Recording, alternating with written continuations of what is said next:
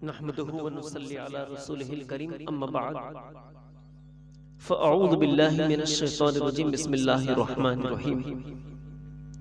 बरगाही रिसालत माब सल्लल्लाहु अलैहि वसल्लम में दुरूद पाक का हदिया पेश करें। सल्लल्लाहु अला नबिय्यिल मुअल्लिहि सल्लल्लाहु अलैहि वसल्लम। सलातु व सलामु अलैका या रसूलल्लाह सल्लल्लाहु तआला अलैहि वसल्लम। बिस्मिल्लाहिर रहमानिर रहीम।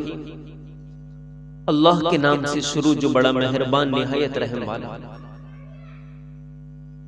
अल्हम्दुलिल्लाहि रब्बिल आलमीन। तमाम तारीफें अल्लाह के लिए जो आलमीन का पालनहार है। अर्रहमानिर रहीम, बहुत मेहरबान निहायत रहम वाला। मालिकी यौमिद्दीन, रोज़े जज़ा का मालिक। इय्याका नअबुदु व इय्याका नस्तईन, हम तेरी ही इबादत करें और तुझ ही से मदद चाहें। इहदिनस सिरातल मुस्तकीम, ऐ अल्लाह हमें सीधा रास्ता चला। हजरत मोहतरम यहाँ तक आयतों की तफसीर बयान हुई थी। अब ये जो आखिरी आयत मैंने पढ़ी है, इहदिनस सिरातल मुस्तकीम, इसके ताल्लुक से कुछ बयान करता हूँ।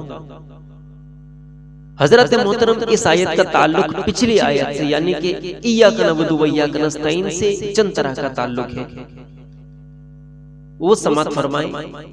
सबसे पहला ये कि पहले जिक्र हुआ था कि हम तुझसे मदद मांगते हैं। ये नहीं मालूम हुआ था कि किस काम में मदद मांगते हैं। अब इस इस्तिमदाद की कुछ तफसील फरमाई गई कि उसमें मदद मांगते हैं कि तू हमको सीधे रास्ते पर चला। इससे नतीजा ये निकला कि दुनियावी और दीनी तमाम कामों में अल्लाह ही से मदद मांगनी चाहिए। हजरत मोहतरम दूसरा ये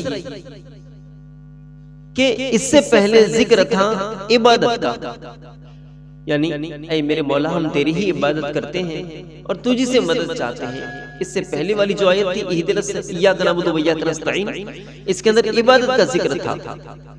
और अब जिक्र हो रहा है दुआ का, जिसमें इशारा इस जानिब हो रहा है कि इबादत के बाद दुआ करनी चाहिए। इसीलिए सुन्नत है कि नमाज के बाद दुआ मांगे।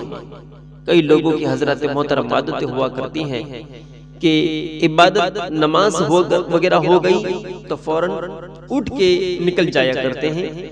ये आदत गलत है, इस आदत से बचनी चाहिए। और जो भी इबादत करे उस इबादत के बाद अल्लाह की बारगाह में दुआ मांगनी चाहिए। हजरत मोहतरम तीसरा ये इस तरह का ताल्लुक है कि अब तक अर्ज किया गया था कि खुदाया हम तेरी इबादत करते हैं और तुझसे मदद मांगते हैं। और अब अर्ज किया जा रहा है कि तू हमें सीधे रास्ते पर कायम रख, यानी इबादत पर कायम रख। ऐसा न हो कि हम कुछ रोज इबादत करके हम छोड़ दें, बल्कि हमेशा तेरी इबादत में मशगूल रहें। मन की मर्जी के मुताबिक हम इबादत करें और फिर मन की मर्जी के मुताबिक हम इबादत करना छोड़ दें, ऐसा ना होना चाहिए। बल्कि मेरे मौला हमें तू ऐसे सीधा रास्ते पर कायम रख कि हमेशा हम तेरी इबादत में मशगूल रहें, क्योंकि यही सीधा रास्ता है। चौथा इस तरह का ताल्लुक है कि अब तक इबादत का जिक्र हुआ और अब अर्ज किया गया कि ऐ अल्लाह हमको इस इबादत में सीधे रास्ते पर कायम रख, यानी इस तरीके से इबादत करा कि तेरी बारगाह में मकबूल हो और अफरात व तफरीत के दरमियान हो, और जिस तरह तेरे मकबूल बंदों ने इबादत की हो।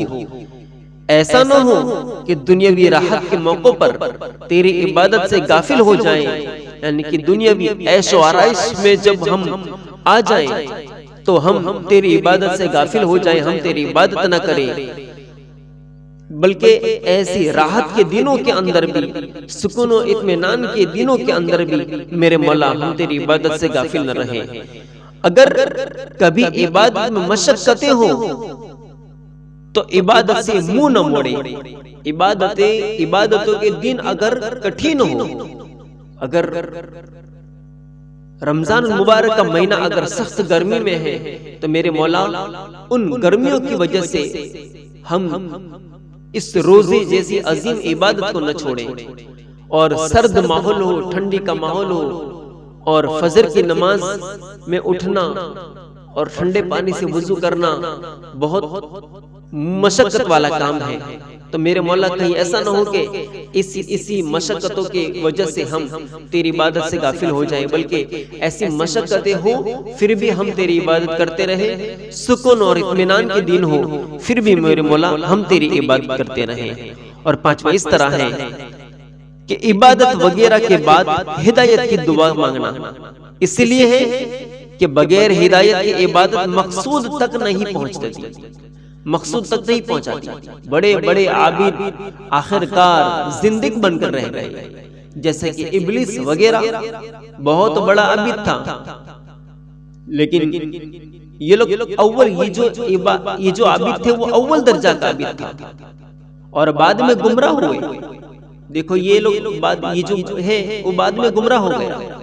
तो अर्ज ये किया जा रहा है कि खुदाया हम अपनी इस इबादत पर नाज़ा नहीं है, हमसे जो इबादत हो पाती है वो उसमें तेरा फजल है, तेरा एहसान है, तेरा करम है और तेरी हिदायत है। हमें अपनी इबादत पर जरा भी नाज़ा नहीं, तुझसे हिदायत और हिदायत पर इस्तेकामत मांगते हैं कि मेरे मौला अगर तेरी हिदायत कामिला हमें हासिल रही तो हम हर काम सिर्फ और सिर्फ तेरी रजा के लिए करेंगे, तेरी और तेरी रजा के लिए होंगे।